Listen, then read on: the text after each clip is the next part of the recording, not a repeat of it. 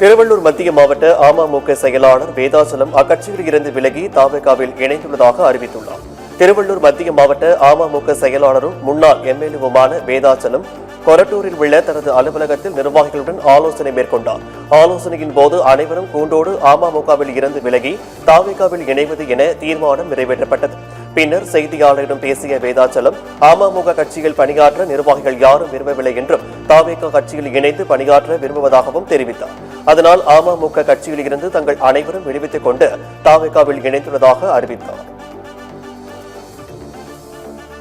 அம்மா மக்கள் முன்னேற்ற கழகம் தொடர்ந்து தோல்வி சந்தித்து வருவதால் இந்த இயக்கத்தில் பணியாற்ற என்னுடைய சக பொறுப்பாளர்கள் விரும்பாத காரணத்தினால் தற்போது தமிழக வெற்றி கழகத்தினுடைய முதல்வர் மரியாதைக்குரிய முதல்வர் அவருடைய தலைமையை ஏற்று செயல்படுவதென முடிவெடுத்துள்ளோம்.